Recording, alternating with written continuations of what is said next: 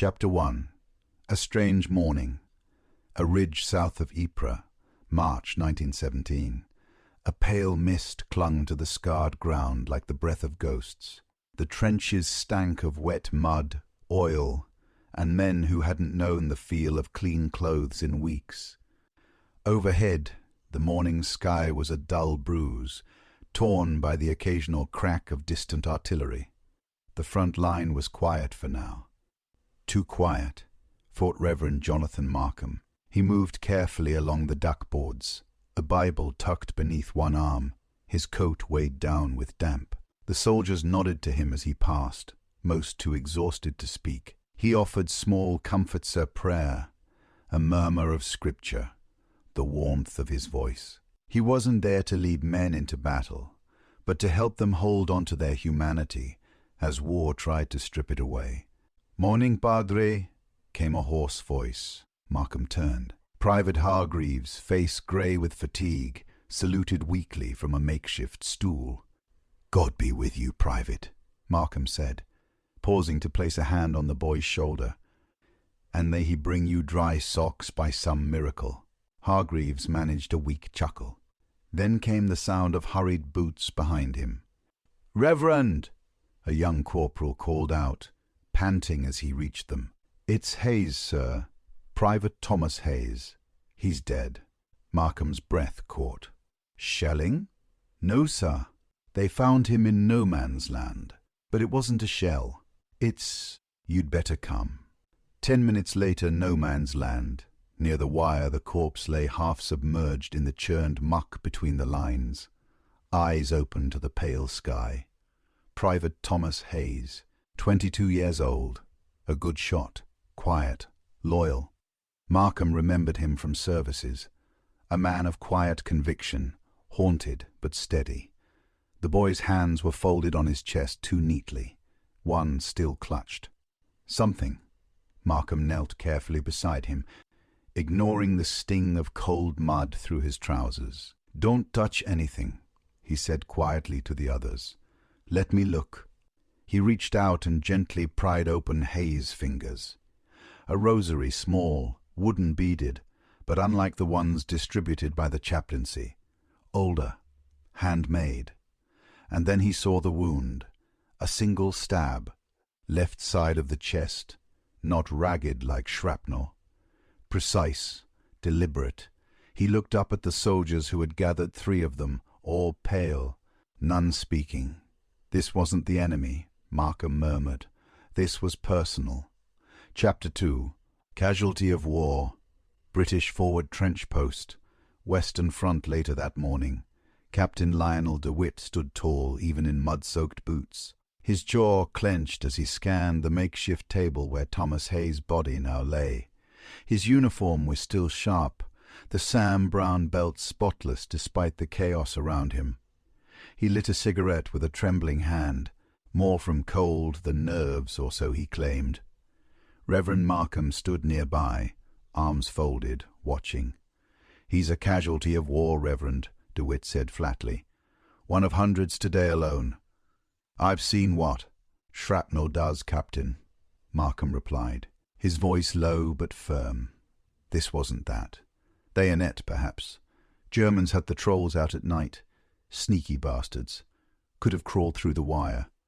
No blood on the uniform except the wound, Markham noted. Glancing at the body again. No torn fabric. Just that one, clean thrust. Like someone was careful. Like it was up close.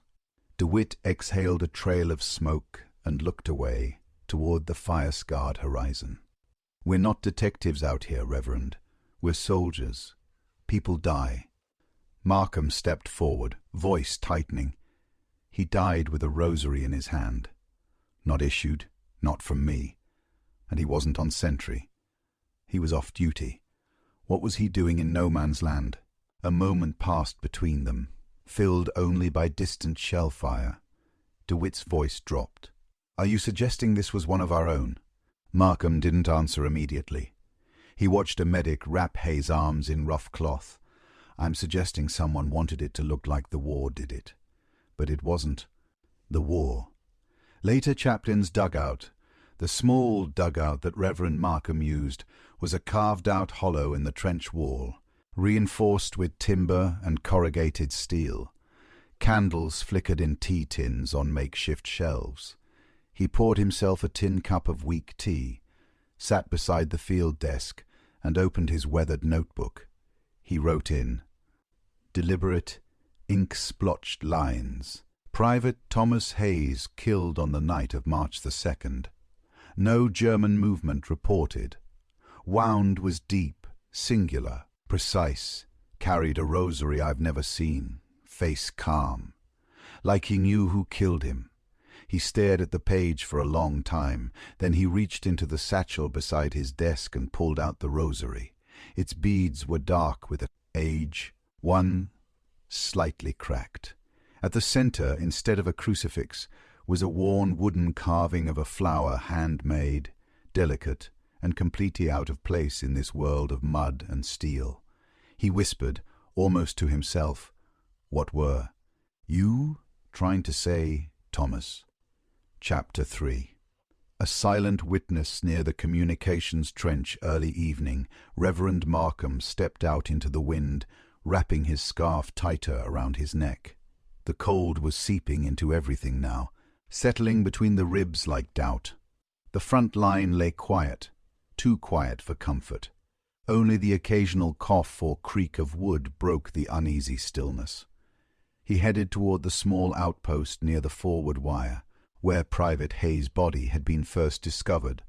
A sentry Private Lyle, no older than 19, stood stiffly at the edge of the trench, rifle slung over one shoulder. He shifted when he saw Markham approach. "Padre," he greeted with a nervous nod. "Private Lyle." Markham's tone was gentle. "You were on watch last night?" "Yes, sir. Midnight to 4. Markham studied the boy's face.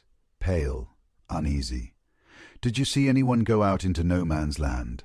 Lyle looked away, chewing his lip.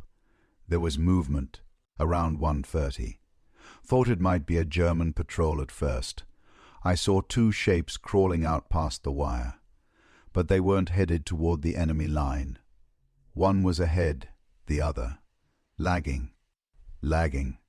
Did you recognize them?" Lyle hesitated.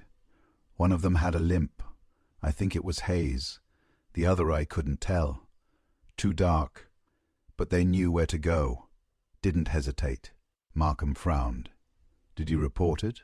"I told Corporal Ellis. He said not to worry. Said it was probably a patrol shift I wasn't briefed on. Ellis told you to let it go."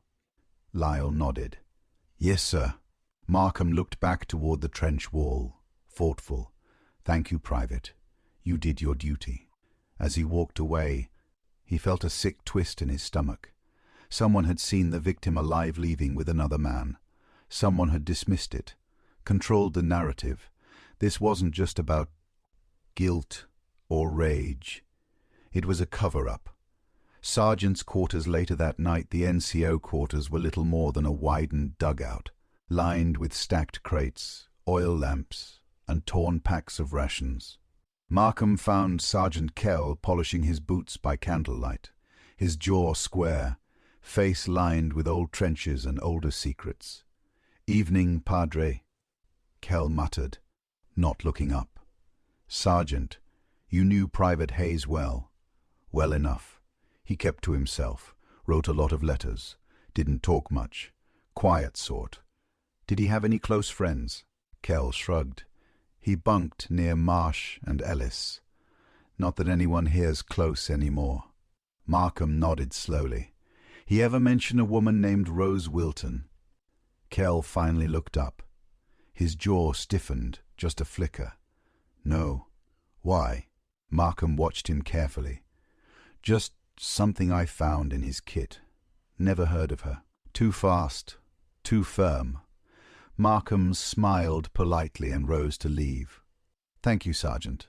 He ducked out, boots squelching in the cold muck. Behind him, Sergeant Kell muttered a curse under his breath, and Markham knew the lie had confirmed more than any confession. Chapter 4. The dead man's effects quartermaster's tent the following morning. The wind moaned through the lines like some wounded animal. Markham crossed through the half-flooded passage between the medical station and the supply tents, splashing through ankle-deep water. The world was greys and browns and silence broken only by the occasional barked order or the low cough of a bar. Soldier with trench fever. He ducked into the canvas-covered shelter where the soldier's personal effects were stored until the next mail dispatcher. In the case of the dead, sent home in battered crates with stamped tags. Quartermaster Wilkins, a short, balding man with ink-stained fingers and permanently furrowed brows, glanced up from his ledger. "Looking for something, Padre?" "Private Hayes effects. I'd like to take a look." Wilkins frowned. Captain DeWitt already signed off on them. Markham's voice remained calm. "Yes, but the captain isn't the one writing to his mother." With a sigh, Wilkins motioned to a battered crate on a nearby bench. "All there. Haven't touched it." Private Hayes kit inventory. Markham lifted the lid carefully. Inside was the sum of a life cut short. A well-worn copy of the Pilgrim's Progress, corners dog-eared, passages underlined. A tin shaving mirror, cracked across one side. A leather wallet containing 1 shilling. A faded railway ticket, and a folded note with a prayer in childlike handwriting, perhaps a sister or niece. A dog-eared photograph of a young woman sitting on a stone wall, half smiling into the sun. Her dress was white, and her hair long and loose. On the back, written in careful hand, Rose Summer, 1915. Markham stared at the name. Rose Wilton, the same name from the unfinished letter. The girl Hayes had written about, the one no one wanted to speak of. Then he found the letter, itself creased and tear-stained, the final page folded inward.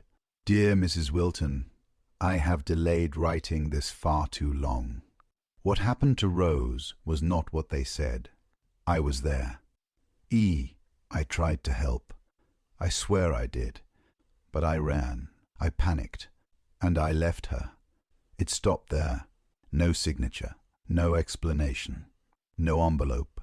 Markham sat back on the stool, heart sinking. Someone had stopped this letter from being sent. Someone who wanted the truth buried with Hayes. Later, back in the chaplain's quarters, Markham laid the photo and the letter on his desk. The morning light filtered through the slats above, casting fractured lines across the wood.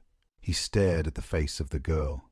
Rose, innocent, luminous, and gone. He whispered aloud, "Who did this to you?" Then, more softly, "And who made him pay for it?" He slid open his drawer, placed the photo and letter inside, and locked it. A memory stirred.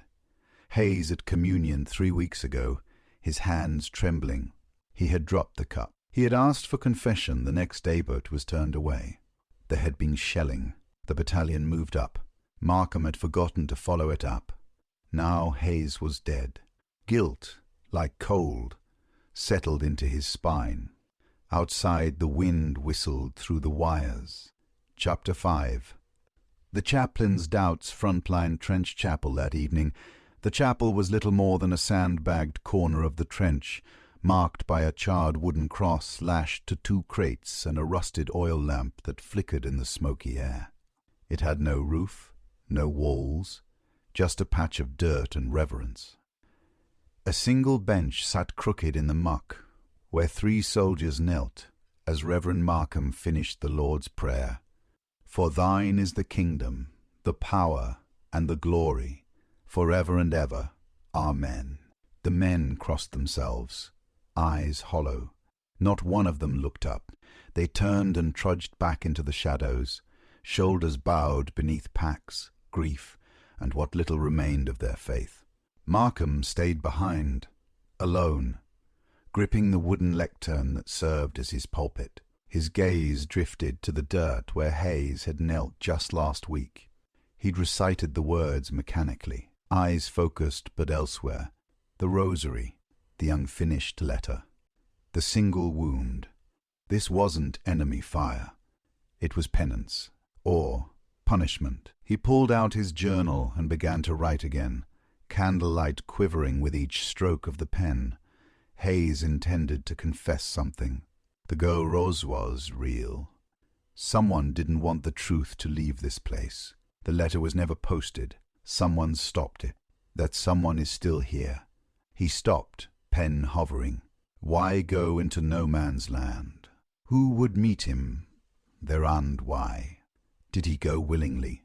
Was it a summons or a trap?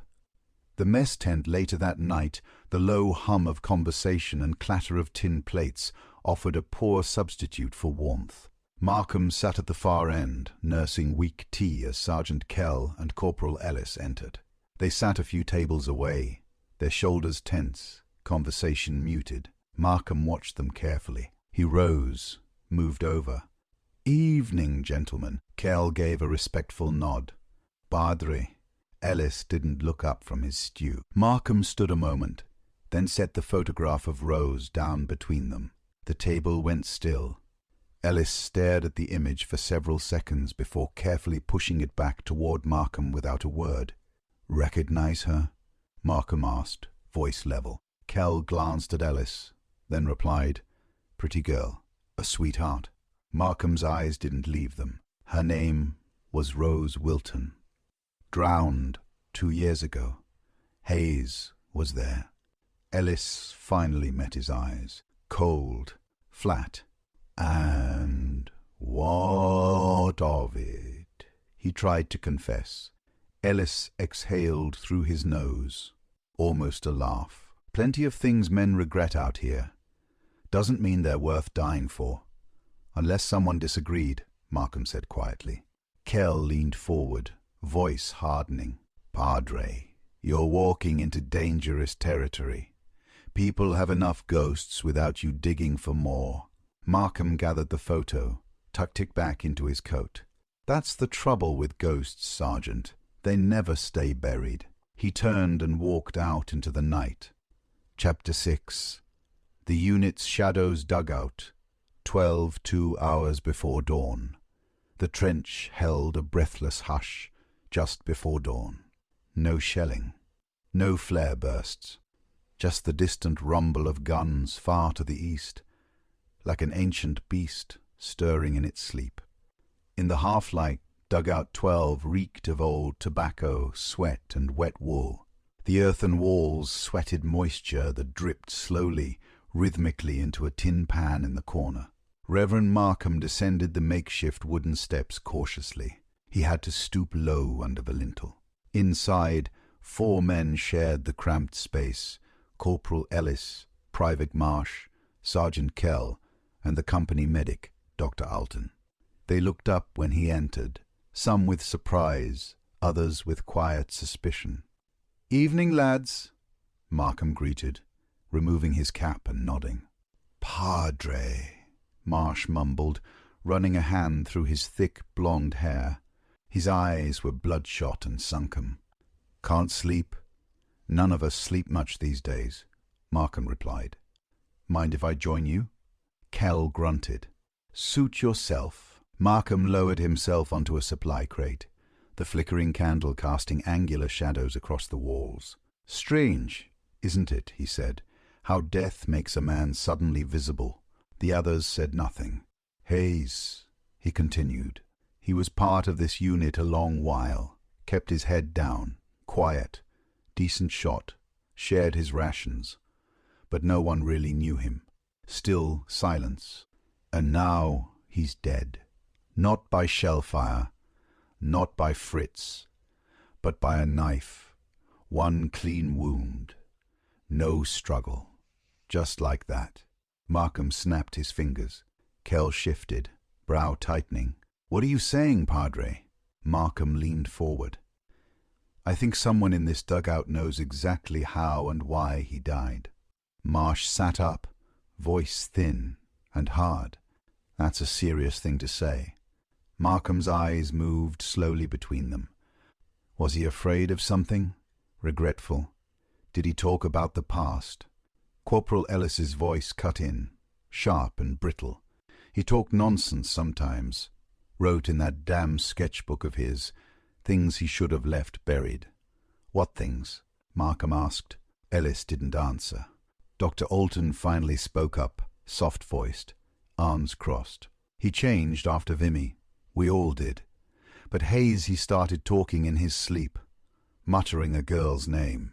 Rose. Markham met his eyes. Rose Wilton. The name fell like a dropped stone. Marsh stood up abruptly. This is bloody madness. Markham remained seated. She drowned during leave, didn't she? In a quarry lake. No one answered. She wasn't just anyone, Markham continued. She was someone to one of you, or all of you. Ellis stood as well. Padre, I'd advise you tread carefully. You think war's bad. Try prying open something men have tried this hard to forget. Markham slowly stood, brushing dust from his coat. Truth doesn't rot quietly forever. It always floats back to the surface, just like a body.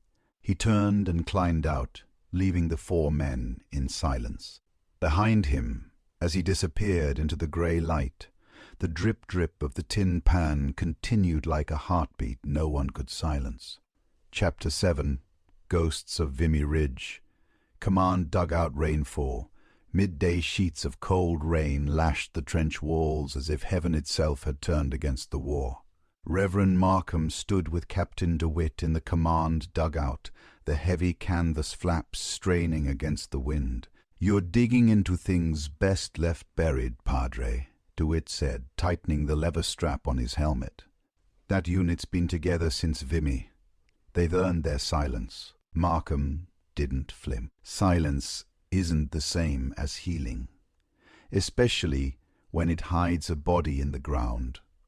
DeWitt exhaled through his nose, annoyed. Vimy was hell. Everyone lost something there. You go poking into it, you'll tear open wounds that haven't even started to scab.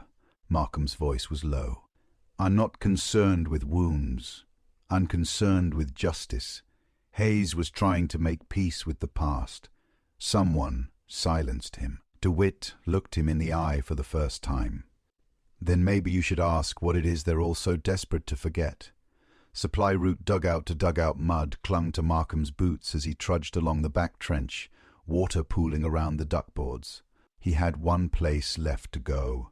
A man who didn't sleep in the same quarters as the others. Someone close enough to hear things, but distant enough not to be suspected.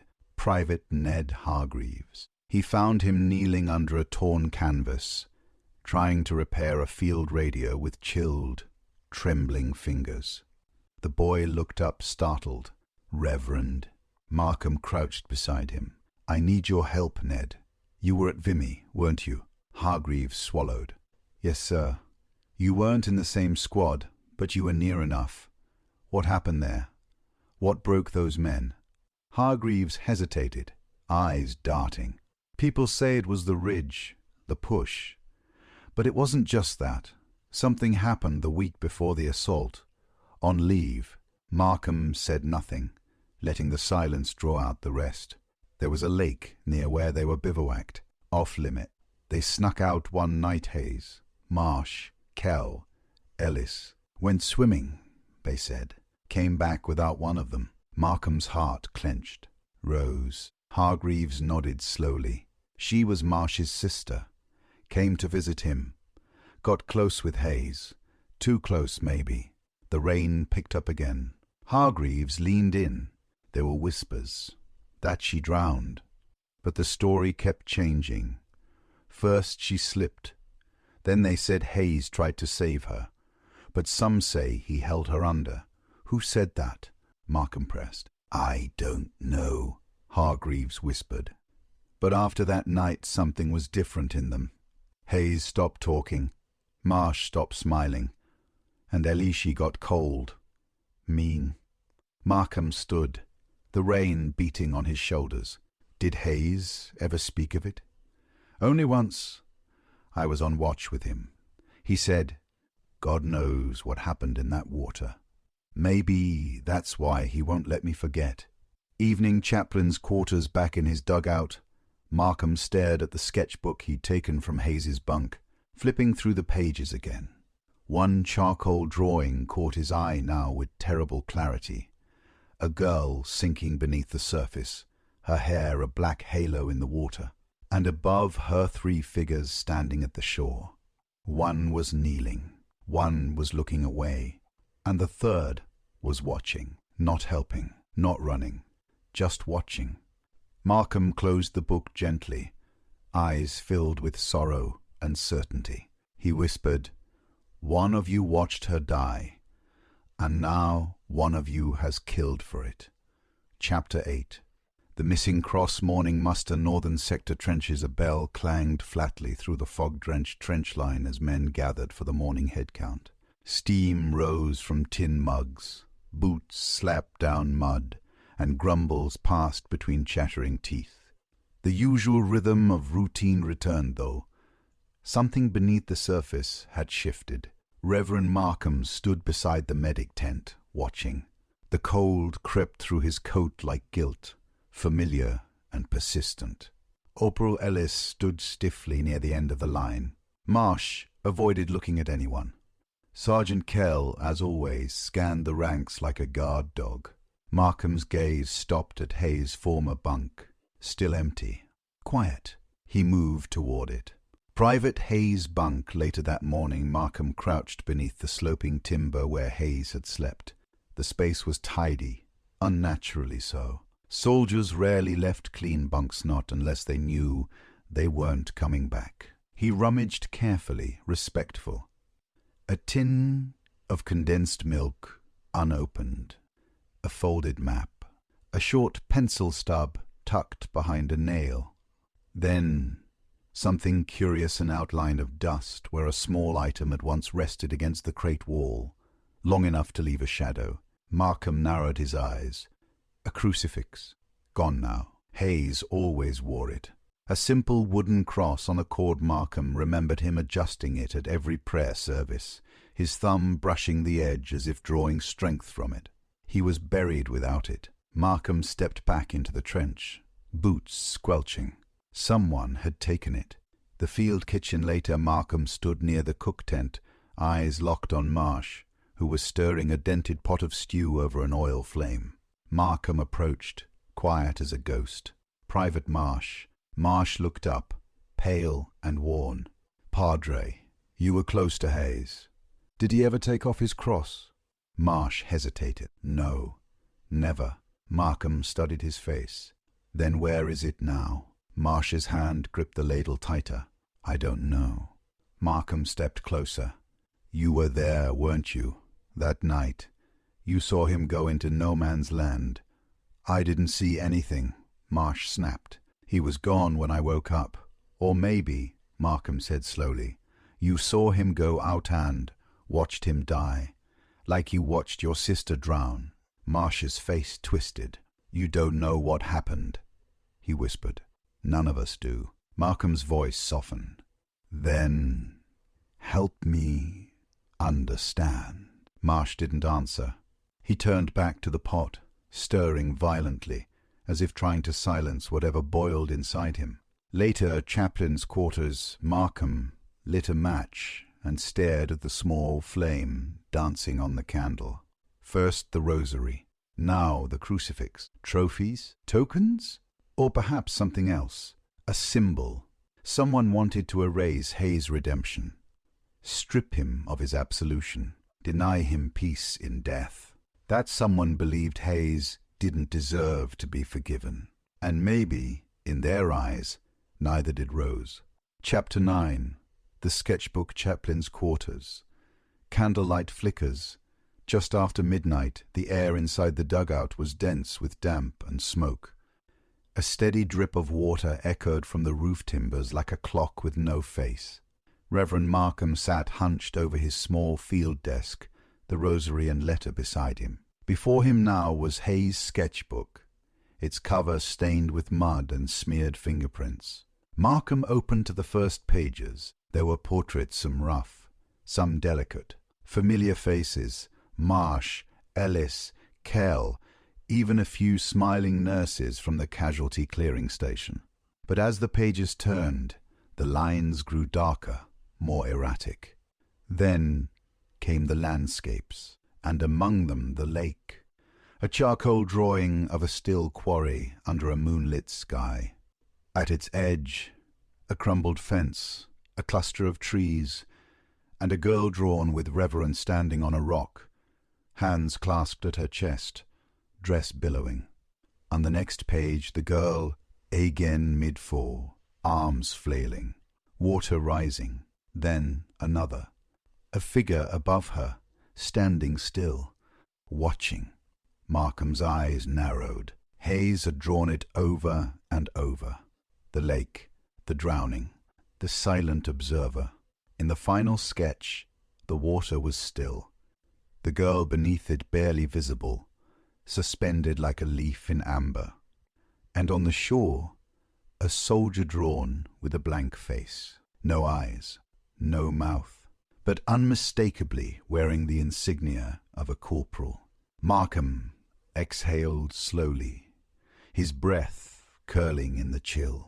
Ellis, dugout 12, pre-dawn. Markham descended again, finding only Dr. Alton inside, writing by the light of the storm lantern. The medic looked up, his eyes tired. "You're restless, Padre." "I've seen the drawings," Markham said quietly. Alton blinked, set his pen down. "Hayes?" Markham nodded. He remembered everything. He drew the lake like it haunted him. Alton rubbed his eyes. "I always thought he carried guilt. But there's guiltande, there's fear." Markham sat beside him. "Do you think he feared one of his own?" A pause. "I think Hayes believed someone blamed him more than the rest did. Maybe for what happened to Rose, maybe for wanting to tell the truth." Markham's voice dropped. "Ellis?" Alton gave a slow, grave nod. He never forgave Hayes. I think he loved her too. Markham leaned forward, eyes dark. And when Hayes tried to come clean, Ellis made sure he never would. Chapter 10. An old confession, rain-soaked field burial detail. Morning, the burial was quiet. The ground was too wet for ceremony. Private Hayes was laid to rest just beyond the medical post, where the earth had softened under weeks of artillery and rain. A simple wooden cross marked the grave. A handful of soldiers stood in silent some out of duty, a few out of guilt. Marsh was not among them, neither was Ellis. Markham stood at the head, coat soaked through, reading softly from the Book of Common Prayer. "In the midst of life we are in death. Of whom may we seek for succor, but of thee, O Lord?" The men bowed their heads, but Markham's gaze remained fixed on the horizon, where mist hung like a veil over the past. As the men dispersed, Sergeant Kell stepped beside him. "You really believe someone put a knife in him?" he muttered. Markham didn't look at him. "I know it." Kell was silent for a time. Then, "I might have something. You ever seen this?" He handed Markham a crumpled envelope. The paper was stiff with age. The name on the front read, "To be opened by Reverend Jonathan Markham, if anything should happen to me." The handwriting was Hayes. Chaplain's quarters moments later inside, Markham sat down with the letter. His hands trembled as he unfolded the yellowing page. It had been sealed with wax. Broken now. The letter was dated 2 months ago. "Padre, if you're reading this, I'm gone. Maybe by Fritz. Maybe not. There's something I need you to know before I meet him, because I don't believe he'll take me unless I speak it first even through you. It was my fault. Rose Wilton is dead because I was a coward. We were drunk. We were young. She ran to the water, laughing. I chased her. She slipped. I reached for her, but my feet froze. I heard her scream once. I was too slow. The others, they came too late. Marsh blames me. He should. But it was Ellis who never let it go. He loved her more than I knew. When he saw the sketchbook what I'd drawn, I think he knew I was going to tell someone. He said if I ever spoke her name again, he'd bury me in the mud. I think he meant it. If he kills me, Padre, please don't let him wear the cross he stole." Markham lowered the letter, heart pounding. It was confirmation, a confession, a warning, and now a mission. Final lines, interior monologue. Markham folded the letter and tucked it into the pocket over his heart. Ellis had known, and he had acted, not in grief, not in justice, in hatred. Hayes had died seeking forgiveness. Now Markham would find the truth and make sure the dead were no longer silenced. He stood slowly, his voice a whisper. "There will be justice, Thomas, even here." Chapter 11. A sister remembered laundry post shelter late afternoon. The rain had slackened, but the sky remained ashen. Markham made his way toward a makeshift shelter near the quartermaster's shed, where Private Marsh had been ordered for duty. Damp clothing hung like tattered flags from crude lines, steam rising from buckets of soapy water heated over a small fire. Marsh stood alone, sleeves rolled, arms red from scrubbing uniform. He didn't look up as Markham approached. "I need to talk about your sister," Markham said quietly. Marsh froze, his hands motionless in the water. "No." "It's time, Henry." Marsh clenched his jaw. "Don't call me that. Not when you're talking about her." Markham didn't move. "You've carried her silence too long," he continued. "But she deserves a voice, and so do you."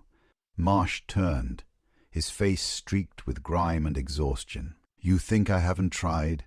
You think I don't see her face every time I close my eyes? I begged her not to come that week. She said it was the only chance we'd have. And she came to see you, and she came for Hayes," Marsh muttered, venom creeping in. "Not for me. That's the truth." Flashback 2 years earlier, summer 1915. Marsh's voice trembled as he spoke, lost in memory. "She met us outside a pub in Rouen, wore a blue dress. God, she looked alive, like she hadn't seen war yet. She laughed at everything Hayes said. He watched her like she was the last bit of sky in a trench." Markham let the silence stretch. "We went to the quarry that night," Marsh continued. "All of us. Me, Ellis, Kell, Hayes. She'd brought wine, dared Hayes to race her to the water. He chased her. He swallowed hard. She slipped. She screamed. He went after her, but he hesitated. Maybe he couldn't swim. Maybe he panicked. But he didn't go under fast enough." Markham asked gently, "And the others?" Kell pulled Hayes back. "I dove in, but it was too late." Ellis stood on the rocks, just stood there, watching. "Watching?" Markham asked. Marsh's fists clenched. I'll never forget the look on his face. Not horror, not grief, just cold, like something in him snapped. "Laundry post present, she was my sister," Marsh whispered. "But she wasn't just mine. She was his too. And when she died, something in Ellis broke like he thought the world owed him for it." Markham placed a hand on the younger man's shoulder. "You're not responsible for what happened, but Ellis might be responsible for what followed." Marsh looked up. "You think he killed Hayes?" "I think Hayes was trying to tell the truth, and someone wanted him silent." Marsh turned back to the bucket, his voice hollow. "If Ellis did it, I don't know if I want justice, or just to see him suffer." Markham's answer was quiet. Sometimes they're the same. Chapter 12. The Lake Incident. Chaplain's quarters, just before dusk. The oil lamp cast an amber glow over the map, spread across Markham's desk. Old French topography, inked with battle scars. He traced a finger along the winding back roads near Rouen, to a shaded crescent labelled Carrière de la Pini, the Thorn Quarry. Local law claimed the water was deep enough to swallow a horse whole. The British soldiers had called it the Stillwater. That's where it happened. Rose Wilton, 1 week before Vimy. A handful of men.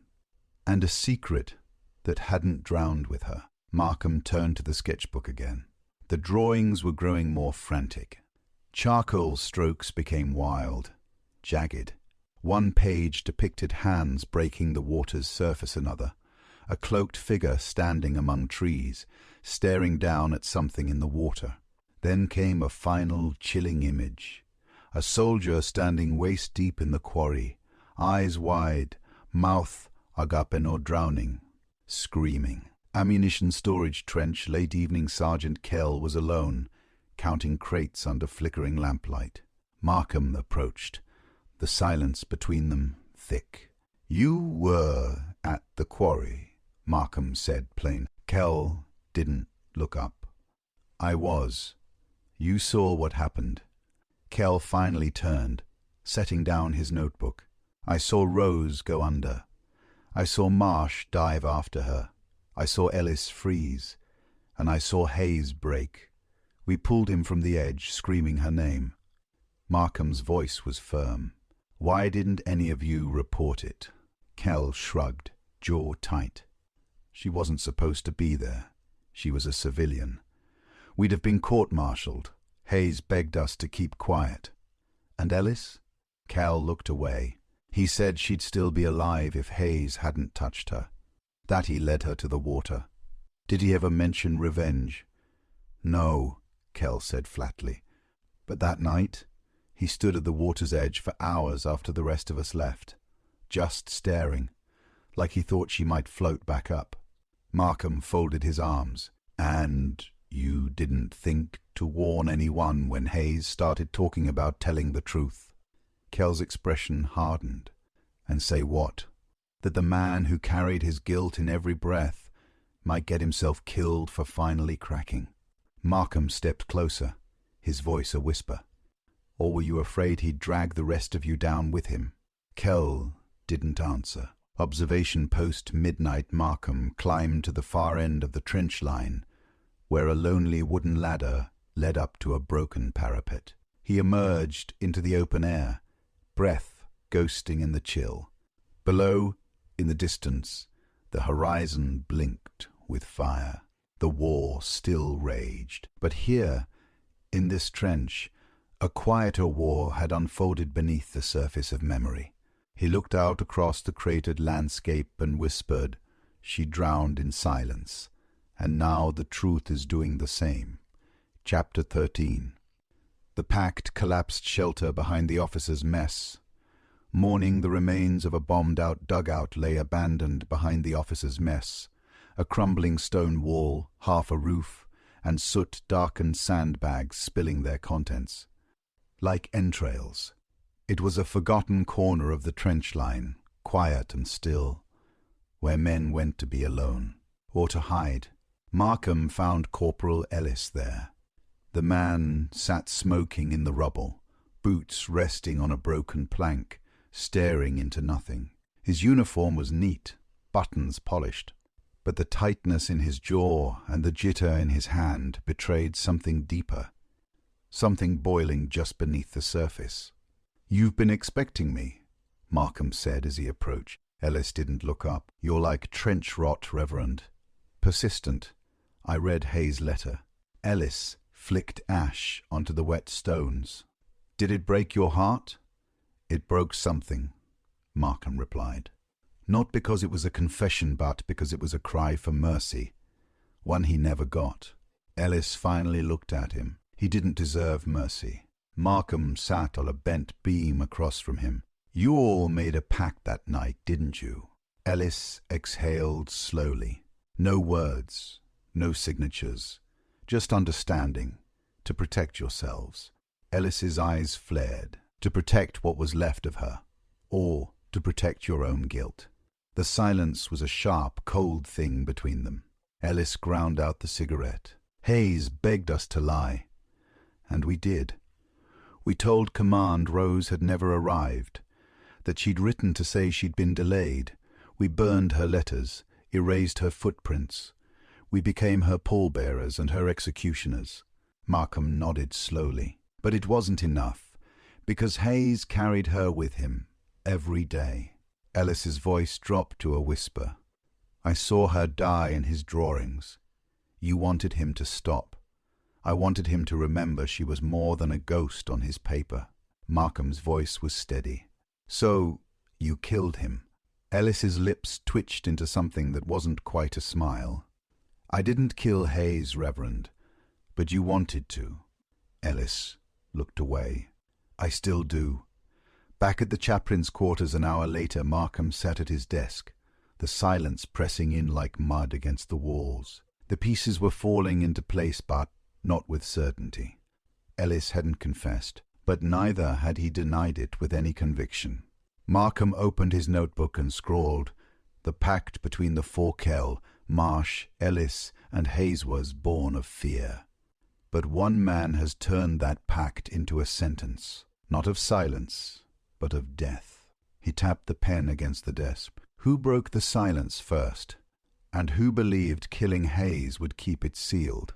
There was still one voice missing. Someone who had remained on the margins. Someone who might have seen more than anyone realized. Chapter 14. The Watchman's Testimony. Observation bunker dawn breaks in slivers of smoke. The forward observation post was little more than a sandbagged slit in the earth, reinforced with rusting sheet metal. Its single periscope was caked with dried mud, the glass fogged from damp breath and endless waiting. Private Lyle sat inside, hunched in a wool blanket, rifle across his knees. He hadn't slept. The trench line beyond the narrow viewing slit lay draped in mist, a world half-formed by war and memory. He startled as Markham's boots clomped onto the planks outside. "Private," Markham called softly, ducking into the bunker. Lyle stood stiffly, a boy caught between fatigue and formality. "Sir?" Markham didn't bother with ceremony. "I need to know what you saw the night Hayes died." "All of it." Lyle swallowed, eyes darting toward the trench wall.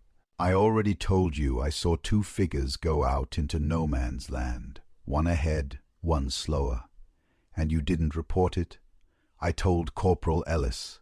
Lyle's voice was small. He said it was a patrol drill. Markham stepped closer. "But you knew it wasn't." Lyle's breath hitched. "I did, sir. I didn't want trouble. Ellis, he can be, say it, dangerous," Lyle whispered. Markham waited. The silence encouraged truth. "I couldn't sleep later," Lyle continued. "I kept checking the wire. Just after 0300, I saw someone come back. Alone." He paused. He wasn't in a hurry. He moved like he'd finished something. Not like a man who'd escaped. Markham nodded. "Who was it?" Lyle's face twisted with guilt. "I couldn't see clearly, but he limped. Just a little. Left leg. Same as Corporal Ellis after his knee injury last fall." Markham's jaw tightened. "Are you sure?" Lyle hesitated, then reached into his coat pocket. "I didn't know what to do with this." He handed over a small object mud-encrusted, the cord frayed. A crucifix, Private Hayes' crucifix. Markham turned it over in his palm. The wood was split slightly at the base, stained darker on one edge. "Where did you find it?" he asked. "By the southern wire," Lyle said. "Stuck in the mud. Buried, dropped, or discarded in the dark by the killer." Markham nodded once, carefully. "Thank you, Private. You've done the right thing." Lyle looked as though he might cry from the weight of it. "I'm sorry," he whispered. "I should have said something sooner." Markham placed a hand on his shoulder. "Truth arrives when it's meant to." Chaplain's quarters moments later, Markham placed the crucifix on his desk beside Hayes' sketchbook, the letter, and the rosary. "The holy trinity of a soldier's haunted soul," he whispered. "One man carried the guilt, another carried the rage, and now I carry the truth." Chapter 15. The letter that burned regimental aid post mid-morning, rain dripping from the eaves. The canvas walls of the medical tent flapped gently in the breeze, the interior hazy with the sting of antiseptic and the earthy scent of damp. Bandages. Reverend Markham stepped inside, where Dr. Halton was tending to a wounded corporal, wrapping his leg with methodical care. "Doctor," Markham said softly, once the patient had been sent on. Halton looked up, tired but sharp. "Heard you've been playing detective again." "I've found Hayes' crucifix," Markham said, laying it carefully on the field table. Halton took a deep breath. "That explains the storm brewing in Ellis's jaw this morning." Markham folded his arms. "I need to know what happened to the letter Hayes tried to send. The one he wrote to Rose Wilton's mother." Halton hesitated. "You know about that?" "I've seen the draft. It stopped mid-sentence. Someone destroyed the rest."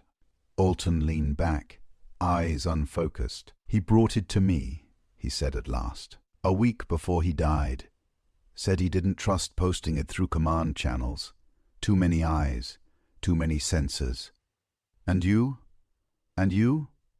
"I told him I'd try to get it through the field chaplain's pouch," Halton said. "I meant it, but—" He looked down. "Ellis overheard us. Next day, the letter was gone from my tent. Just vanished." Markham's voice was steady. "You didn't report it? To who? DeWitt would have shut it down. Said it wasn't worth upsetting morale. Do you think Ellis took it?" Halton gave a slow, bitter nod. "Or burned it. Like he wanted to burn every piece of her memory that didn't belong to him." Markham's mouth tightened. Hayes was trying to seek forgiveness, and Ellis made sure his words never reached anyone. Halton picked up the crucifix and turned it over in his hand. "I failed him, Reverend. We all did." Markham took it back gently. "No, Ellis failed them both." Outside midday, wind gathering over the trenches, Markham walked the narrow duckboards alone, the crucifix clenched in one hand. The trench bent and twisted like a broken spine around him, each turn narrowing the space between mud and madness. The sketchbook, the rosary, the missing cross, the half-written letter, the burned pages. Every step brought him closer to one inevitable truth. Thomas Hayes died not for what he did, but for what he dared to remember. And now, the man who killed him walked among them still, his silence a weapon, his grief weaponized. Markham's eyes scanned the horizon. It was time to confront the fire behind the smoke. Chapter 16. The threat makeshift drying shed behind the quartermaster's post dusk. The light was fading fast, the horizon bleeding out to dusk behind rows of barbed wire. Markham found Private Marsh inside a creaking timber shack, sleeves rolled up as he tended to hanging wet uniforms, his face half-shadowed in the failing light. He didn't turn as Markham entered. "You were right," Markham said quietly. Ellis burned the letter. Marsh froze, hand still on a wooden hanger. Markham continued, stepping closer. "He took it from Alton's tent. Didn't want it to leave the lines. Didn't want the truth sent home." Marsh's voice was low, almost numb. "Then why didn't he just hit Hayes? Knock him out? Threaten him? Why stab him like a deserter in the dark?" Markham met his eyes. "Because he didn't want him to have peace. He didn't want him to be forgiven. He wanted to erase him." Marsh leaned heavily against the post, eyes glittering. "He warned him," he muttered. "The week before it happened. I heard it." Markham stilled. "What did he say?" Marsh swallowed. "We were near the latrine trench. Ellis had Hayes by the collar. Said, 'If you speak her name again, I'll make sure it's the last word you ever say.' And Hayes? And Hayes," he said. "I loved her too." Marsh wiped a hand over his mouth. "That was the first time I saw fear in Ellis. Real fear. Not of being caught, of being replaced." Ration line an hour later. The line shuffled forward in grim silence as men waited for a bowl of brown stew. Markham walked slowly alongside it, eyes scanning faces. Rain had returned, a thin mist soaking into every layer. Corporal Ellis stood near the back, arms folded, cap low over his brow. Markham approached, calm, centered. "We need to talk," he said evenly. Ellis didn't move. "Private Marsh told me about the threat you made." Ellis tilted his head slightly. "Boys talk too much when they've been alone with ghosts." Markham stepped closer. Hayes wasn't a coward. He was ready to tell the truth, to face the shame. That makes him braver than any of us. Ellis's lip curled. He wasn't brave. He was weak. Weak when she drowned. Weak when he begged us to lie. And weak when he thought confession would cleanse him. Markham's eyes narrowed. "And you? You thought killing him would keep her memory pure." Ellis's voice turned low and sharp. "I thought killing him would end it." There it was. The words.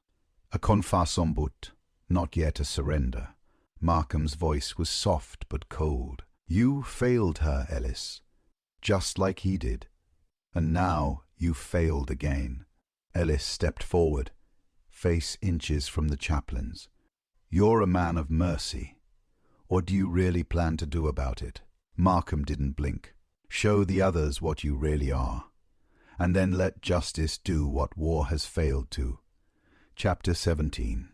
The chaplain confronts Marsh, quiet stretch of trench near the listening post.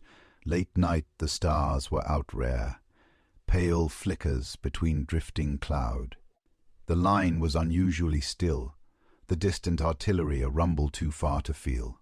Markham walked the edge of the trench with purpose, a lantern swinging low at his side. He found Marsh seated on a crate near the listening post, his back against the wall, arms wrapped around his knees. His rifle lay beside him, forgotten. There was something childlike in his posture, but his face had aged 10 years in the last 3 days. Markham approached slowly. "Couldn't sleep?" he asked. Marsh shook his head. "Can't stop seeing it." "The lake?" Marsh nodded. "Every night, over and over." Her hands just under the surface. Markham crouched beside him, the lamp flickering between them. "You tried to save her. Too late." Marsh's voice cracked. "And I blamed Hayes. Every day.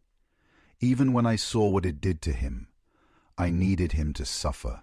Markham watched his profile, the way his fingers clenched around nothing. "Did you want him dead?" "Yes," Marsh whispered. "For a long time. But want and will are different things." Marsh turned, eyes sharp. "You think I did it. I think you hated him. I think part of you hoped he'd suffer forever. But you're not a killer, Henry." Marsh looked away. "No, that I didn't stop one, either." Markham said nothing for a moment. "You saw Ellis go after him that night?" Marsh nodded. "I woke up, saw Hayes leaving through the wire, thought he was going to take a walk like he sometimes did. Then I saw Ellis follow 5 minutes later." "Why didn't you sound the alarm?" "Because part of me hoped he'd do it," Marsh admitted, voice shaking. "I lay there, pretending to sleep, praying the war would do what I couldn't." Markham reached out and gripped the young man's shoulder. "You're not alone in your guilt, but it's what you do now that matters." Marsh's eyes filled. "He asked me once if I'd forgiven him. I told him I never would." Markham nodded slowly. "Then let him rest now. Speak the truth, Henry, all of it." Chaplain's quarters an hour later, Markham opened his journal and wrote, "Private Marsh confirms Ellis followed Hayes into no man's land. Watched, did nothing. Wanted him to suffer. Didn't kill but didn't save either. We've all failed someone. But only one man made failure into murder. The truth had weight, but now it needed voice. Tomorrow he would confront the last piece of this broken brotherhood." Chapter 18. The knife maintenance dugout just before dawn. The trench was still soaked in silence as Markham stepped into the maintenance dugout. Crates of salvaged gear and tools were stacked haphazardly. A single lantern flickered near the back, casting deep shadows on the dirt walls. Sergeant Kell sat on a low stool, sharpening a rusted bayonet on a whetstone. The sound metal on stone was steady, rhythmic, and strangely calming. "You're up early," Markham said. Kell glanced up but didn't stop sharpening. "Could say the same of you." Markham stepped forward, arms folded. "I know what Ellis did." Kell paused, just for a second. Markham continued. "Marsh saw him follow Hayes. Lyle saw him return alone. And I found Hayes' crucifix in the mud near where the body was recovered. It was missing from the body." Kell resumed sharpening. "That's not evidence. That's coincidence. Not when it's added to the threat Ellis made a week before Hayes died. Or the letter he destroyed." Kell sighed, placed the bayonet aside. "Ellis said the boy was unraveling. Said he might get others killed with his talk, that he was losing it." Markham's voice was hard. "So Ellis took it upon himself to be judge and executioner?" Ellis thought he was preserving something. The unit, her memory, our safety. But it wasn't just that. He stood slowly, wiped his hands on a rag. "There's something you don't know." Markham waited. Kell moved to the corner and opened a small metal toolbox. From it, he pulled a stained burlap wrap. He unrolled it carefully on the table. Inside was a trench knife, narrow-bladed, hardened steel, the kind used for silent kills in tight spaces.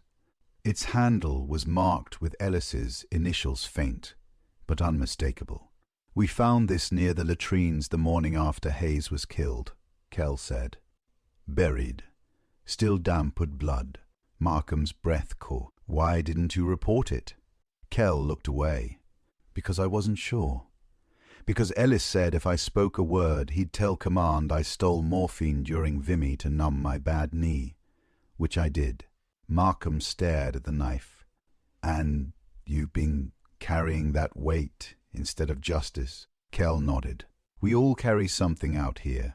Markham picked up the blade, still cold despite the heat of his anger. "Not anymore."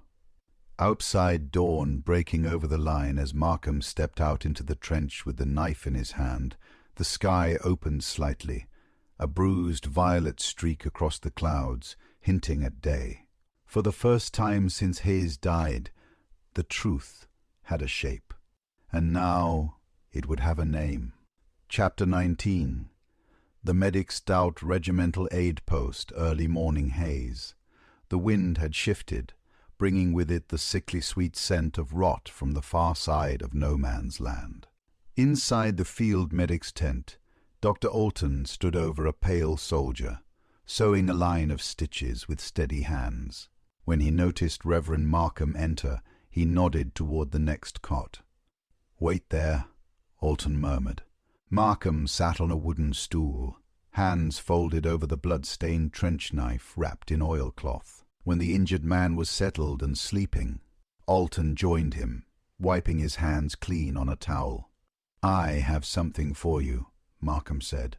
He unwrapped the cloth slowly. The knife gleamed darkly in the lamplight. Alton's brow furrowed. "Where did you get that?" "Cole kept it, buried it out of fear." Alton leaned in, examining the blade. "That's not random issue. It's private ordered. Balanced grip, clean edge. This kind of weapon's made for a particular kind of violence." Markham nodded. "The kind that knows exactly where to strike." Alton reached into his ledger drawer and pulled out a report. "When I examined Hayes, there was something about the wound that bothered me. It wasn't erratic or panicked. It was anatomical precise. Punctured below the rib cage and into the heart. A clean kill. No hesitation."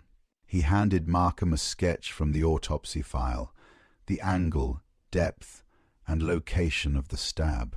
Whoever killed him wasn't guessing. They knew what they were doing. Markham placed the knife beside the sketch. The angle aligned perfectly. "He was stabbed through the coat," Markham said, "but there was no tearing, just a single clean puncture." Alton added quietly, "And no signs of a struggle. No defensive wounds. No shouting heard on post. Hayes trusted whoever he followed." Markham's voice dropped. He thought it was a meeting, a reckoning, maybe even forgiveness. Alton was silent for a moment, then asked, "You'll report this?" "I have to." Alton's jaw tightened. "Then be careful. Ellis isn't like the rest of us. He's colder, cleverer, and cornered animals bite." Markham gathered the knife and nodded. Then it's time he faced the light. Outside, the first rays of sunlight touching the trenches, Markham walked slowly, blade rewrapped, coat buttoned tight against the biting wind. Men were waking, fires being lit, rations unwrapped. But under the rising sun, something else had risen too. A name, a weapon, a wound, and a pattern. And the chaplain would bring them together before Ellis struck again. Chapter 20.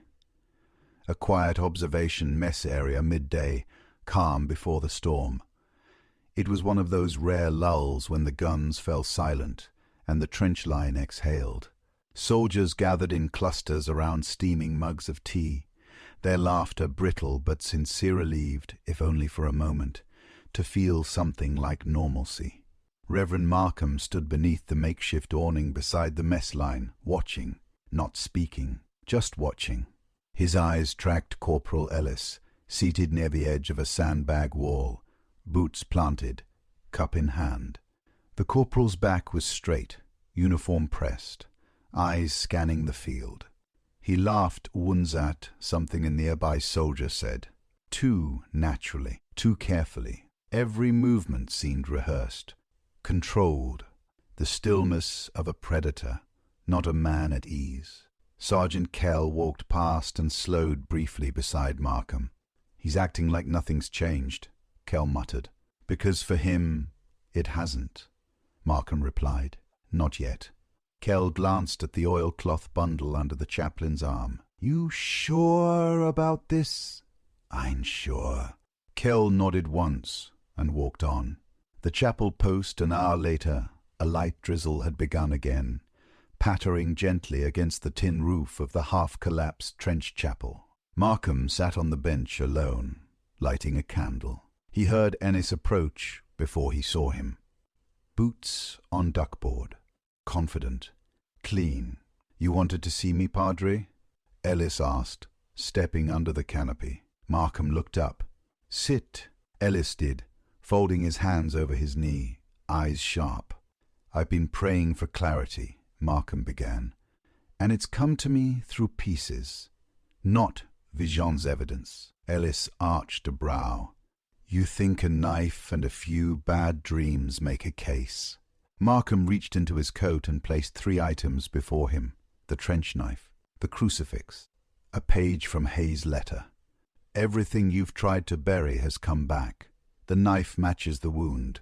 The angle matches your height. The witness saw you return alone. The letter you burned didn't erase your guilt. It exposed it." Ellis didn't move. His jaw flexed once. "Hayes was a weak man," he said quietly. "Weak men don't deserve to carry memory. Or love." Markham leaned in. "You didn't kill him for Rose. You killed him for yourself. Because he still had something you lost remorse." A long pause. Rain whispered against the canvas. Then Ellis looked up, eyes cold. "And what will you do now, Padre? Drag me to the CO? Write it in a report and hope someone believes you over a decorated corporal?" Markham's voice didn't waver. "I don't need to convince command. I just need the truth on record. For Hayes, for Marsh, for her." Ellis stood, slowly. "Truth is a matter of who survives to tell it." He turned to leave. Markham called after him, voice steady. "She was drowning, Ellis. Not just in that lake. In you." Ellis froze. "You never loved her," Markham said. "You tried to own her. And when she reached for someone else, you let her slip under." Ellis looked back, eyes dark with fury but not denial. Then he left. Chapter 21. Ellis's record company records tent late afternoon. The records tent stood just beyond the admin post. its interior dry and lined with crates full of handwritten logs, service reports, and disciplinary notations, stacked in precise military order. The air smelled of ink, dust, and wax paper paperwork surviving the mud and blood just behind the lines. Markham pushed aside the canvas flap and nodded to Corporal Beale, the weary clerk seated at a collapsible desk. "Reverend," Beale said, adjusting his wire-rimmed spectacles. "Looking for someone's final note?" "Not quite." Markham stepped in, out of the drizzle. "I need a look at Corporal Ellis's personnel file." Beale raised an eyebrow. "He in some kind of trouble?" "I just need to see if anything's been left out of what he's told us."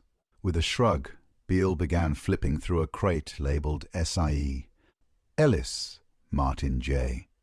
Here we are." He handed over the folder, slim, deceptively neat. Markham opened it on the desk. "Basic details. Enlisted, 1914. Commended for marksmanship. Promoted to corporal after Vimy Ridge. Clean conduct record," except Markham flipped a thin page and paused. "Disciplinary note, July 1915, filed at B Company HQ. Rouen Sector Corporal Ellis reprimanded for assault during off-duty leave. Civilian witness claimed Ellis punched fellow soldier outside the Blue Lantern Tavern. Witness statement suppressed. Report closed by Officer T. Hill, citing lack of corroboration." Markham looked up. "Do you know anything about this?" Beale scratched his head. "Most reports like that get buried. Bad for morale, especially if the officer's tight with the corporal. Why? Do you know who the soldier was?" Beale shrugged. "No name listed. Likely scrubbed." Markham stared at the report. July 1915. That was the same week Rose Wilton arrived in Rouen. The same week she drowned. He turned the page nothing more but routine training notations. Ellis's career after that was spotless. Too spotless. Markham closed the file slowly. "Thank you, Corporal. That'll do." Outside, mist rising from the trenches back in the open air. Markham's mind churned. Ellis had been violent before. He'd lashed out once in public. That time, it had been a punch. This time, a blade. If the army had acted, if the report hadn't been buried, Hayes might still be alive. Rose might have been believed. But silence had protected Ellis again and again. And now it was Markham's task to break it for good. Chapter 22. A drunken memory makeshift canteen tent that night. The canteen tent was dimly lit, the lanterns low to conserve fuel.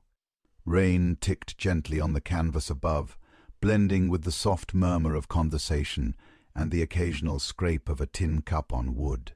A bottle had made its way into circulation, scavenged from an officer's pack or bartered with the French villagers. Either way, it was enough to loosen tongues. Reverend Markham sat near the edge, sipping weak tea, eyes scanning the room. Then he saw him Private Hargreaves slumped against the canvas wall, cheeks flushed, speaking to no one in particular. Markham moved closer, catching the talende of a sentence, told him not to go back there. Told him she didn't want to see him. He eased onto the crate beside him. "Who didn't want to see who, Ned?" Hargreaves blinked blearily. "Padre, sorry. I didn't see you there. You said someone wasn't supposed to go back. Who?" Hargreaves ran a hand through his damp hair, confused and clouded. "She was crying, you know, that night. Rose. I saw her. I was on sentry behind the latrine wall. She was there with Ellis." Markham froze. "Go on." Hargreaves shook his head. They were arguing. "She said she didn't want to go to the lake. She didn't want him there. Told him he scared her. What did he do? He just stared at her." Hargreaves's voice dropped. "Didn't yell. Just said, 'If I can't be the last man you see, I'll be the only one you remember.' Then he left, and she went after Hayes." The tent seemed to shrink around them. Markham whispered, Why didn't you report this?" Hargreaves gave a drunken snort. "I was 18, could barely keep my boots dry, let alone accuse a corporal. And by morning she was gone, and they all said she never showed." "Ah, you never told anyone?" "No one ever asked." He sagged against the canvas. "But I remember. I always remember." Chaplain's quarters. Minutes later, Markham stepped inside, drenched through, and laid the sketchbook open on the desk. He turned to the drawing of the girl underwater, and behind her, a man standing still. He added a name beside the figure, Ellis. Then wrote beneath it, "Witness confirms." Ellis and Rose argued. She feared him. That night, she chose Hayes. But Ellis followed them both to the lake, and 2 years later, into the dark. He sat back, closing his eyes. This wasn't just a killing. It was a slow, smothering rage that had festered in silence until it finally struck with surgical precision. Now, the silence would be broken. Chapter 23. Unveiling the truth officer's briefing. Dugout early morning fog. The war room was a cramped wooden structure built into the embankment, shored up with sandbags and old railway ties. A kerosene lamp hissed quietly in the center of the table, casting uneven light over a map of the trench system. Captain DeWitt stood over it, arms folded. Reverend Markham entered with a purpose that left no room for ceremony. DeWitt looked up. "This early, Padre?" "I have something you need to see," Markham said, pulling the trench knife from his coat, then the crucifix, and finally the marked page from Hayes' journal. These belonged to Private Thomas Hayes. All of them were recovered after his death, hidden, buried, or discarded. DeWitt frowned. "What are you implying?" "I'm stating plainly now," Markham said, voice level. "Corporal Martin Ellis murdered Private Hayes under cover of darkness, and made it appear to be enemy action." DeWitt blinked. "You realize how serious I've gathered statements. From Private Marsh, from Lyle, who saw Ellis return alone, from Hargreaves, who heard Ellis threaten Rose Wilton just hours before she disappeared 2 years ago, from Dr. Alton, who confirms the wound was surgical and deliberate, and from Kell, who found the knife buried near the latrines." DeWitt's face grew harder with each name. "This isn't a theory," Markham said. "This is a case." DeWitt exhaled slowly and leaned on the table. "You've built this up carefully." "I've built nothing," Markham said. "I've uncovered what was already rotting beneath the surface. I'm asking no, demanding formal arrest and military inquiry." DeWitt stared at him for a long moment, then finally nodded. "Ellis is in the southern trench, on sandbag detail. I'll have 2 men escort him in." Southern trench. 30 minutes later, Markham stood to the side as 2 MPs approached Ellis, their boots thudding on the plank. He saw the moment Ellis understood. His shoulders tensed, his head turned slowly. And then the calmest smile slid across his face. "Is this supposed to scare me?" Ellis asked. "You're being taken in under suspicion of murder," the lead MP said. Ellis chuckled. "By whose word?" "The priest." Markham stepped forward. "No, by the words of everyone you've tried to silence, by the testimony of the dead." Ellis held his arms out in mock surrender. "A trial in a war zone. How quaint." "No trial necessary," Markham said. "Just truth." The MPs bound his wrists. He didn't fight. But as they led him away, he turned back and hissed to Markham. "She was mine. I loved her." Markham replied, voice barely above a whisper. "No, you tried to own her. And when she chose someone else, you buried her in water and in memory, just like you tried to bury Hayes." Ellis's smile faltered, and then he was gone, swallowed by the trench line. Chapter 24. The final drawing. Chaplain's quarters. The same evening the trench was subdued after Ellis's arrest. Word had spread like fire in dry brush. No one spoke of it openly, But men moved differently, some more cautiously, others as if relieved. The weight in the air had shifted. Inside his dimly lit quarters, Reverend Markham sat alone, Hayes's sketchbook open in front of him. The pages fluttered gently in the breeze that slipped between sandbags. He turned to the last drawing. It was rougher than the rest unfinished, but powerful. It showed 3 figures. On the left, a girl submerged in water, her features distorted but unmistakable arrows. On the right, a figure standing at the edge of the lake, arms folded across his chest, face obscured by Shadow Ellis. But at the center, Hayes, kneeling, his hands reached into the water toward Rose. But his eyes were turned upward, hollow, as if pleading with something beyond the page. Markham stared at it for a long time. A confession in graphite, a final act of truth in the only language Hayes trusted. Art, emotion, pain. Mess tent later that night, Markham found Marsh seated at the corner of the mess tent, nursing tea gone cold. He slid the sketchbook onto the table between them, turned to the final page. Marsh stared. "He drew this the night before he died," Markham said softly. Marsh's eyes filled slowly.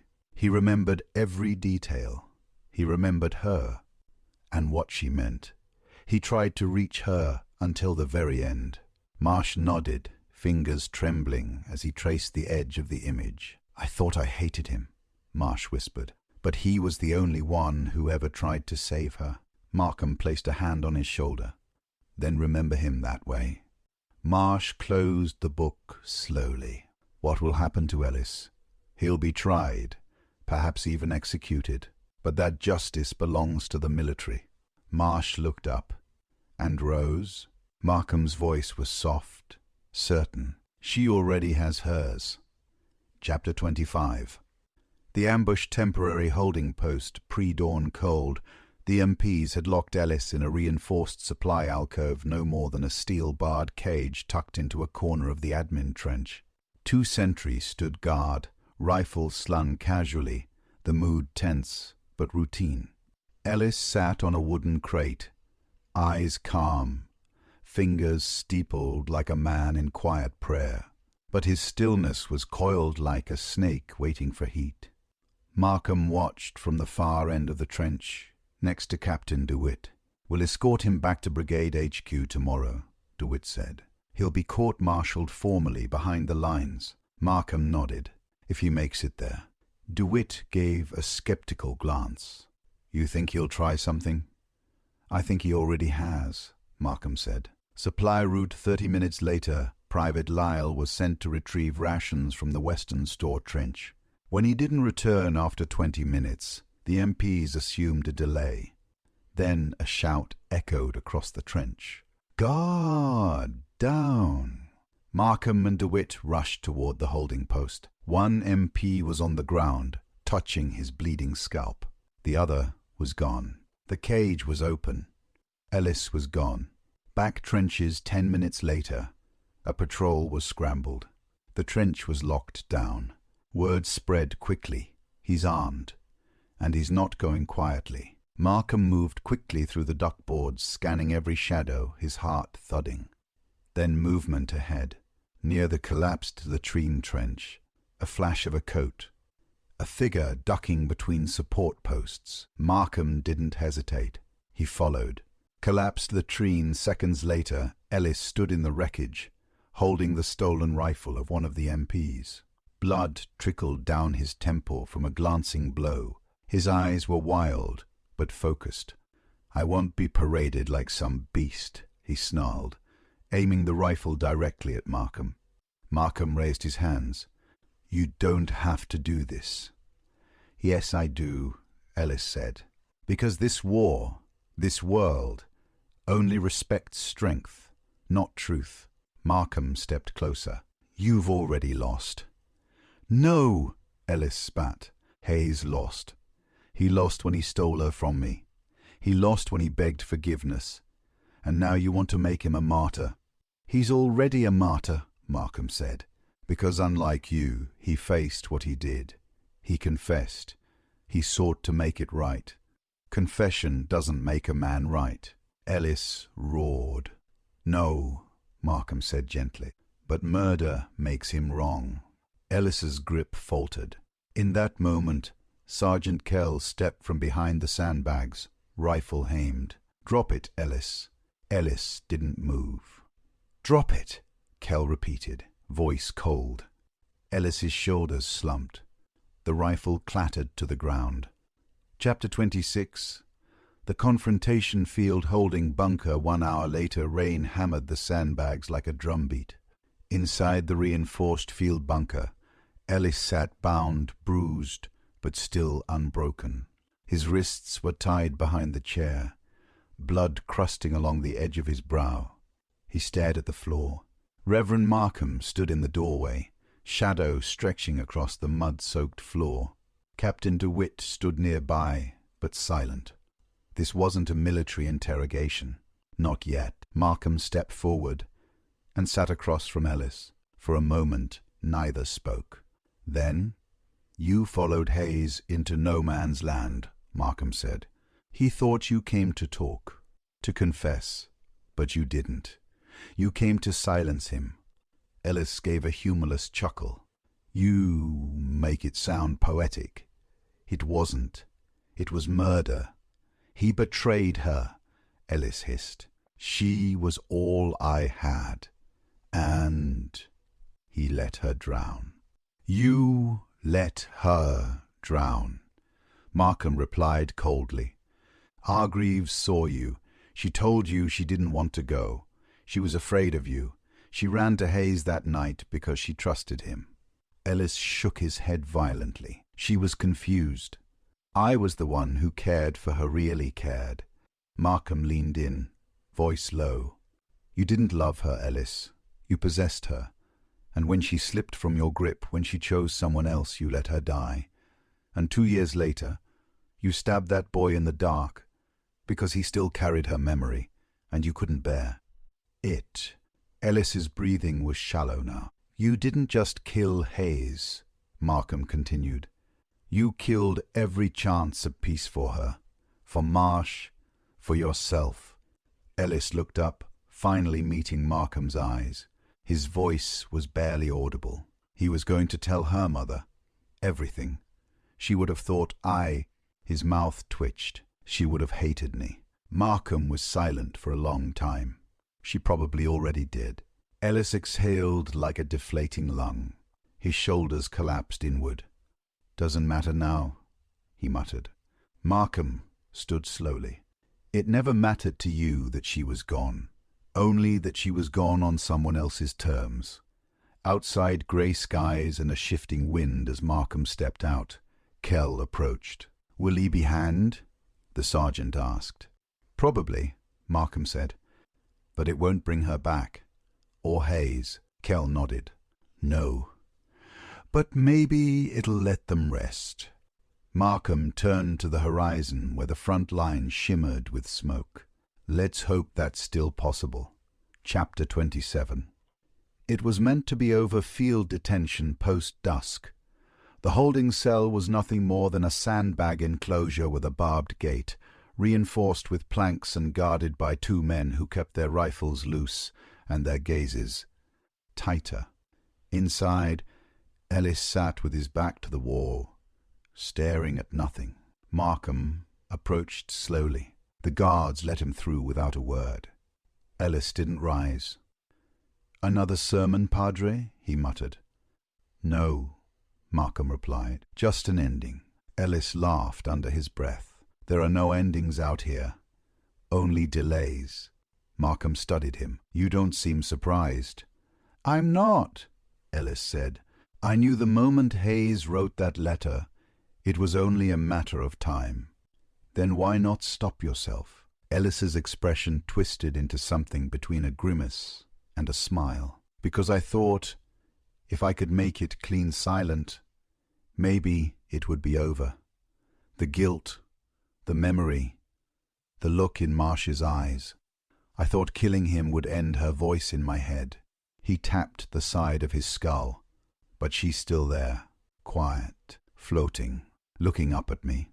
Markham said nothing. "I see her in my sleep," Ellis whispered, hair like smoke in the water.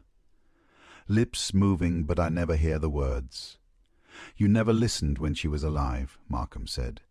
"Why would she speak to you now?" Ellis flinched.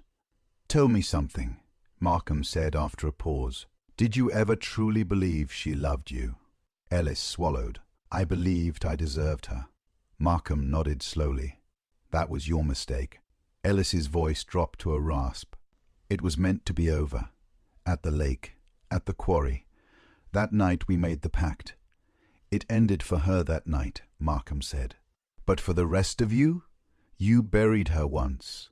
Hayes tried to dig her up and make peace with her ghost. You just added another body to her grave." Ellis looked away. Markham turned to leave.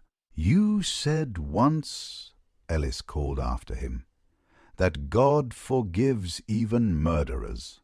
Markham paused in the doorway. "He does." A silence stretched between them. "But you never asked." Then he stepped into the rain. Chapter 28. The arrest parade ground between trenches. Early morning rain fell in light sheets, soft but unrelenting. The clench line was subdued, as though the very mud remembered what had transpired. Ellis stood in full uniform, flanked by 2 military policemen, with bayonets fixed and expressions blank. A dozen soldiers gathered silently nearby, some watching with thinly veiled satisfaction, others with a haunted absence in their eyes. War had taught them to bury their reactions. Reverend Markham stood to the side with Captain DeWitt. The captain cleared his throat and stepped forward, reading from a folded slip of paper, his voice clear despite the drizzle.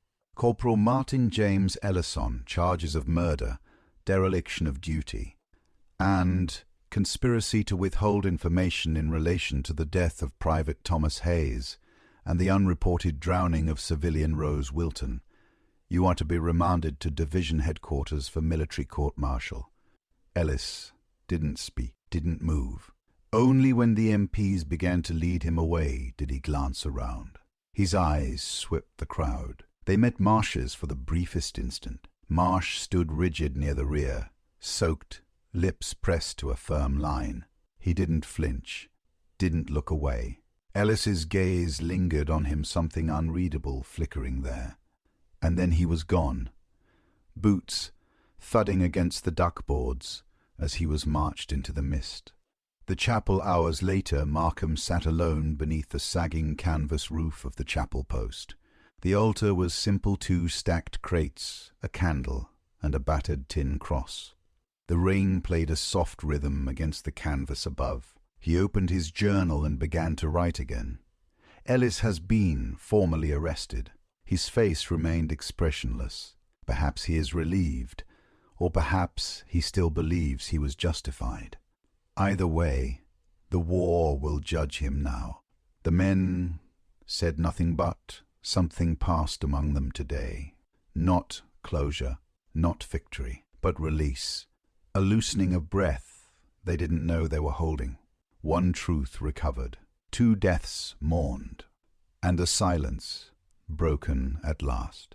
Outside the chapel later that evening, Marsh approached quietly, removing his cap. His hair was plastered to his head by the rain. He didn't speak for a while, just stood beside Markham. "I keep thinking," he said at last, "about that last night in Rouen. She hugged me, told me she'd see me again after the lake." Markham turned to him. "She wanted to come back. She never got the chance." "No," Markham said. "But you did." Marsh nodded slowly. "Thank you." They stood together a moment longer in the rain. Chapter 29. The commanding officer's silence command dugout later that night.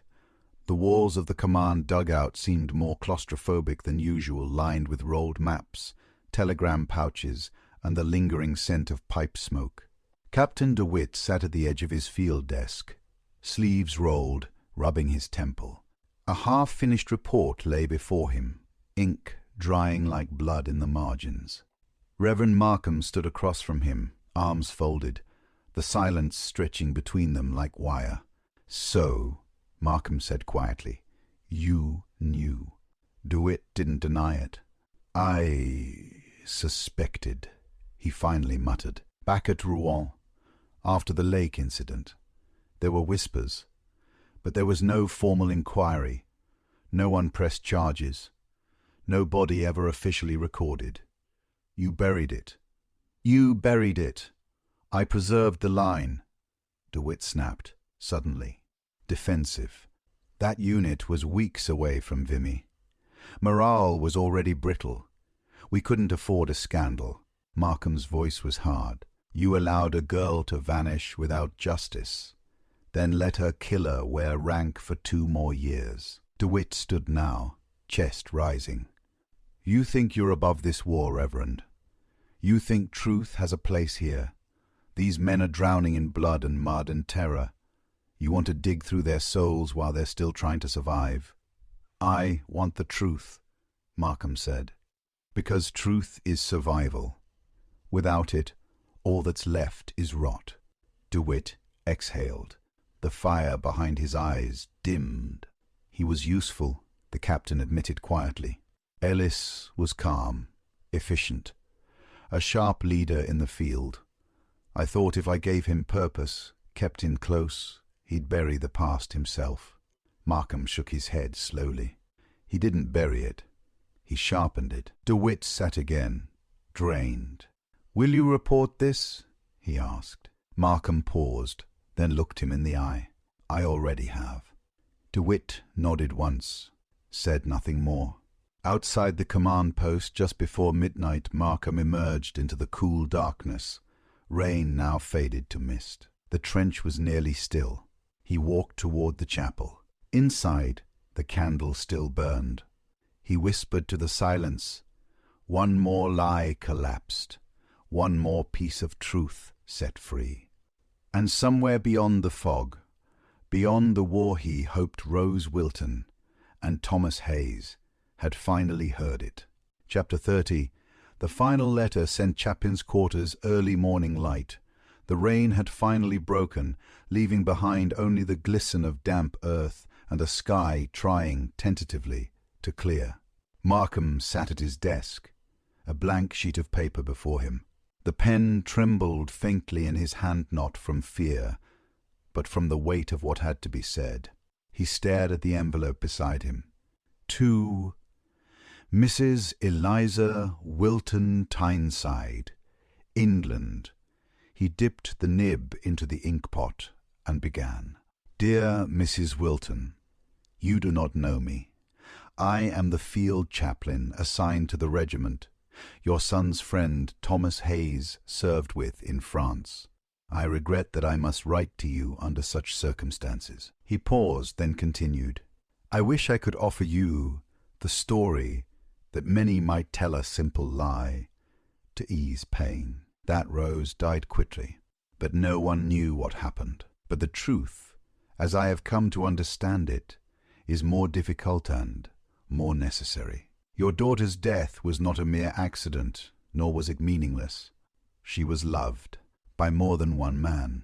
She was mourned in silence and carried in the heart of Private Hayes until the day he died, and it is for his sake and hers that I write now.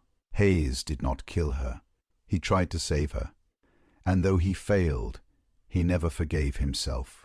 He sought forgiveness in his final days. He wrote a letter to you, one I am certain he would have sent had he lived. It never reached you.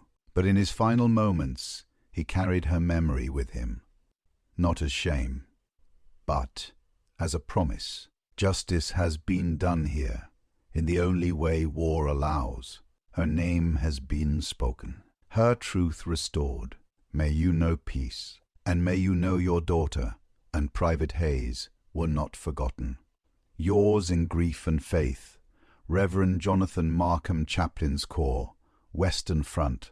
He folded the letter carefully, slipped it into the envelope, and sealed it with trembling hands. He would carry it with him to the next field dispatch. It would be sent with the next convoy home. the gravesite later that afternoon, Markham knelt beside the simple wooden cross that marked Hayes's grave. A small bouquet of wildflowers had been laid.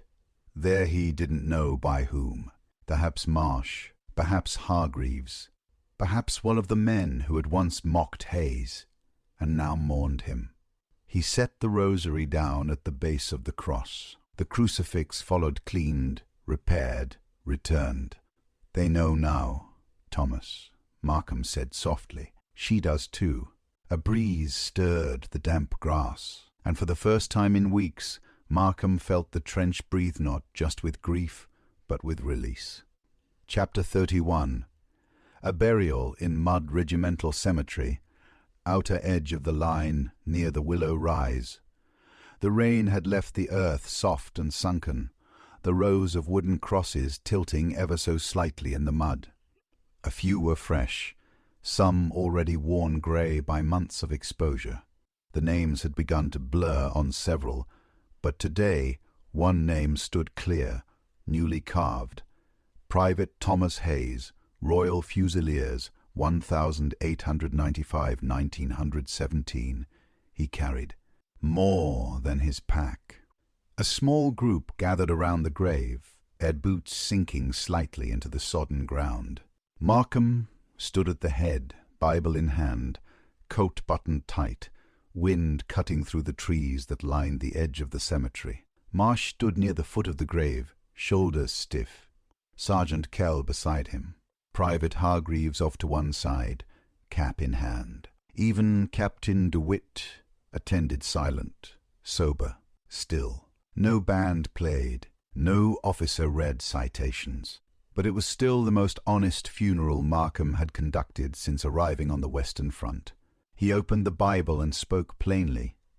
"We are gathered here not only to lay a soldier to rest, but to restore a piece of what war has tried to steal from us. Truth. Thomas Hayes died not in cowardice, but in courage. Not for ambition, but for conscience. He carried grief in silence, and love in shadow. And though others tried to silence that truth, it has returned to the earth with him, not buried but redeemed." He looked down at the cross. The rosary and crucifix rested gently at its base. Rain slicked the wood, making the letters shine.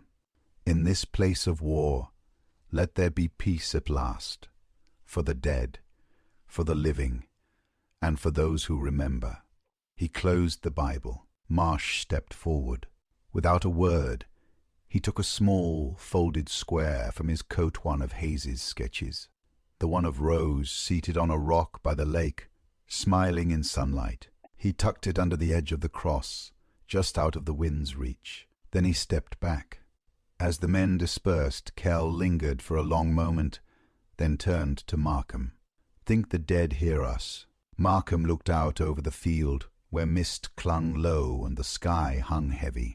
"I think they wait," he said, "and when we speak the truth, they listen." Kell nodded. "Then maybe one day they'll forgive us." Chapter 32. The cross returned chapel post before sunrise. A low mist hugged the trench like a secret, muffling every step, every breath. The war had paused again, no shelling. No chatter, just the sound of dripping water from the roof of the makeshift chapel where Markham had conducted so many broken prayers. He arrived at the chapel just after dawn, hoping for quiet, but what he found stopped him cold. There, at the foot of the altar carefully placed, as if on sacred ground, lay Hayes's missing wooden cross. Not the rosary, not the crucifix. This was different. It was the small, carved cross Hayes used to keep in his breast pocket. Simple, worn, disappeared the night he died. Now, here it was, returned. Markham picked it up slowly. The wood was damp but intact. He turned it over and found 3 initials etched faintly on the back. T.H.H. He looked around, but the trench beyond the chapel was empty. No footprints in the muck. No sign of who had left it. But it didn't matter. Someone had come in the night, maybe Marsh. Maybe even Kell. Someone who had once been too afraid to speak, and now had found the only voice they could trust: action, a silent act of absolution. Later that morning, Hayes's grave Markham knelt again beside the wooden cross that marked the grave. The earth had settled slightly, and a few small wildflowers had begun to push up around the base. He gently placed the wooden keepsake cross beneath the larger marker, tucking it between two stones like a prayer offered without words. "No one can undo what's been done," he whispered, "but you'll never be forgotten again." He remained there in silence, and for the first time since the night Hayes died, the wind felt still. Chapter 33. Letters never sent. Chaplain's quarters overcast. Midday, the trench was quiet, unusually so. Even the occasional distant gunfire felt muted distant, like thunder over another country. Inside his dugout, Reverend Markham sat hunched over his desk, the glow of a single candle throwing long shadows on the mud-brick wall. He reached into the side drawer, pulled out a battered canvas pouch marked "Personal, T. Hayes," and laid it on the desk. Inside were the items collected from Hayes's kit: the sketchbook, the pocket Bible, and a thin stack of folded unsent letters, tied together with a string. Markham untied the knot slowly. The first letter, yellowed and creased, was addressed to Rose Wilton. "Dear Rose, I know you probably don't want to hear from me. I don't even know if this letter will find you. But if it does, please know I've thought of you every day since that night. I don't sleep. I don't smile. I only draw because I'm trying to see you again. I can still hear your laugh, and I keep trying to draw it just right, like you're still here. They say time heals, but war only rewinds it. I wish I had done something. Anything. I'm sorry." Tom Markham set it aside gently. The next was addressed to Marsh. "Marsh, I know you'll never forgive me, and I don't blame you. I should have saved her. I should have died trying. But I froze, and every moment after has been a punishment I carry gladly. But you should know it wasn't what they said. I never hurt her. I never touched her except to reach for her when she slipped. I loved her, yes, but I couldn't. I wish I'd died that day instead." Tom Markham rubbed his temple. The last letter was unsigned, unaddressed. Just a scrap of paper folded 4 times, stained in one corner. "I think I'm being followed. He watches me now when I draw. He told me not to speak of her again. But how can I stop? If I fall, please tell someone she mattered. Tell someone I tried. That's all." Markham closed his eyes. These were not the writings of a coward. They were the confessions of a man drowning, trying to hold on to memory, to love, to a single thread of redemption in a world without mercy. Chapel post an hour later, Markham lit 3 candles and placed the letters beneath the altar, wrapped again in the sketchbook, bound gently with cloth. He didn't need to burn them. The right people had read them now, and in that, Hayes had spoken. Chapter 34. The unit moves on northern trenches the next day. The rumble of artillery had returned, distant but insistent. The front never paused for long. War had no respect for closure. Orders came down mid-morning. B Company was to rotate east within 48 hours. A new position, new danger, same war. The men began packing gear, cleaning rifles, rolling their lives into canvas packs. There was no time for ceremony-only function. But in the gestures there was a shift. Less dragging of feet, fewer haunted glances, a quiet, tentative steadiness. Marsh moved differently now. Still quiet, still pale but steadier. When the quartermaster barked for volunteers to offload crates, he was first to the line. Sergeant Kell, once shadowed by his silence, stood taller now. He still limped, but he no longer hid it. Private Hargreaves passed Markham near the fire trench. The chaplain gave him a nod. Hargreaves returned it with something close to a smile. They were all survivors not only of bullets, but of silence. Chaplain's quarters later that night, Markham packed slowly, carefully. He'd remain with the company during the rotation. The chapel post would be collapsed, its canvas rolled and tied for transport. The cross, scorched and bent, he left behind. He set his journal on the cot beside him and opened it to a fresh page. The unit moves on tomorrow. The line changes. The trench deepens. But something has shifted inside them, and inside me. The war continues. But this part of it, the quieter, more personal war is, I believe, won, not with weapon, but with truth, and with the names spoken that the war tried to forget. He paused, then wrote Rose Wilton, Thomas Hayes, and below that, in ink darker than all the rest, remembered. Near the transport truck's dawn of departure, as the men loaded onto the trucks, Marsh stood beside Markham, adjusting the strap on his pack. "You think she'd forgive me?" Marsh asked. Markham didn't answer immediately. He looked out across the wet fields, where mist still clung low, and white flowers poked through the broken earth. "I think she already has," he said. Marsh nodded, then climbed aboard. The engine roared to life. B Company was on the move again. Tee-hee end. You were listening to Mystery in the dark tales of N's secrets that bloom where no one dares to look. If you're enjoyed, please don't forget to subscribe.